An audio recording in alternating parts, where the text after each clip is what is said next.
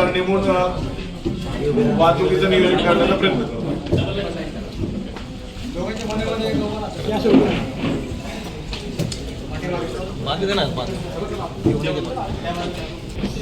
Sir ladies driver काय chances मुली विद्यार्थी महिला विद्यार्थ्यांना मागच्या वेळेस तसं काही होत नव्हतं, पण तसं काही असेल तर तसं समोर सगळे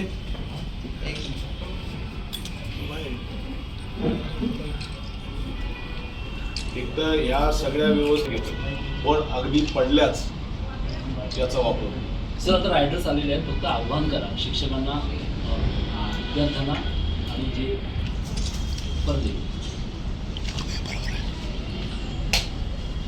सर्व ठाणेकरांना, ठाणे आयुक्तालयातील सर्व जे 10वी आणि 12वीचे शिक्षक जे स्टुडंट्स आहेत आणि त्यांच्या पालकांना या माध्यमातून विनंती करतो की आपण वेळेत निघा, वेळेत पोहोचा. जर आपण परीक्षा केंद्रावर जाताना ट्रॅफिक कोंडीत अडकल्यास आपल्याला एक खाली 3 नंबर देतोय, याच्यावर आपण कॉल करा. आपल्याला 100% याच्यात आपल्याला मदत मिळेल.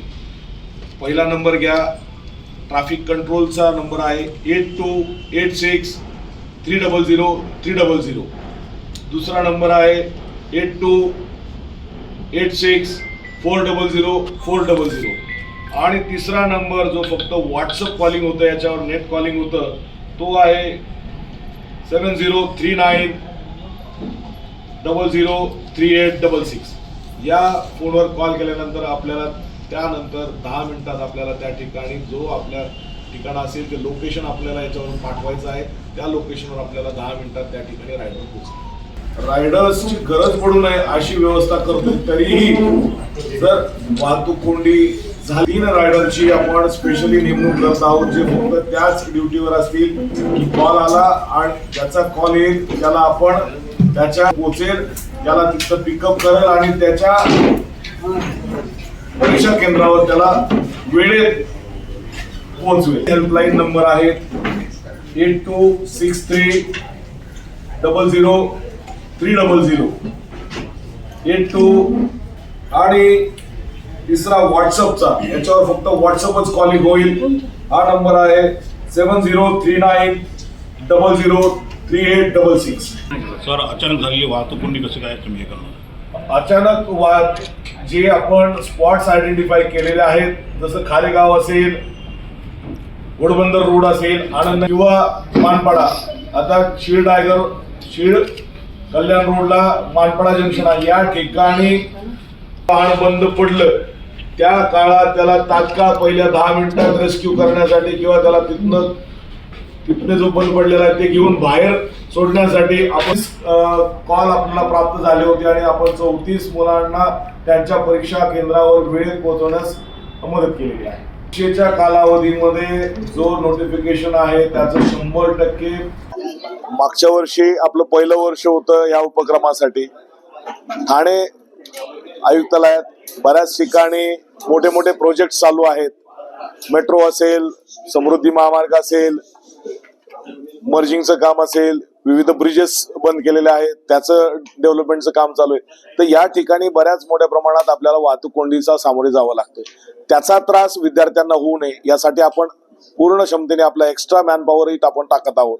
तरी पण त्याच्यासाठी स्पेशलाइज एक 54 रायडर्सची नेमणूक आपण केलेली आहे की प्रत्येक विभागात 3 रायडर्स जे असतील त्यांना आपण अलर्ट मोडवर परीक्षा केंद्रावर पोहोचवण्यासाठी ठेवलेला आहे.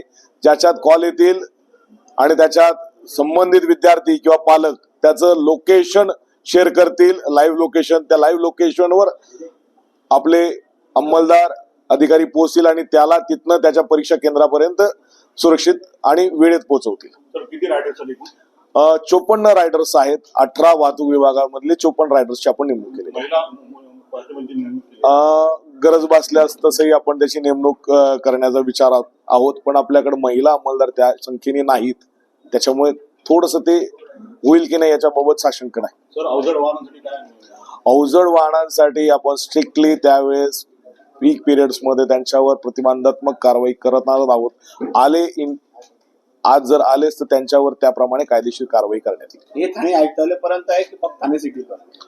पूर्ण ठाणे आयुक्तालयात म्हणजे ठाणा, बदलापूर, अंबरनाथ, उल्हासनगर, कल्याण, डोंबिवली, इवन भिवंडी. काय आव्हान कराल? विद्यार्थ्यांना आवाहन करेल की आपण वेळेत घरातनं निघा आणि वेळेत पोहोचा. रस्त्यामध्ये जाताना पहिले गुगल मॅप्स वर एकदा आपण आपलं त्याच्यावर घराच्या बाहेर पडताना गुगल मॅप्स बघून त्याच्यानुसार आपण आपला कालावधी जो आहे पोहोचण्याचा तो ठरवावा आणि त्यानुसार कारवाई करावी.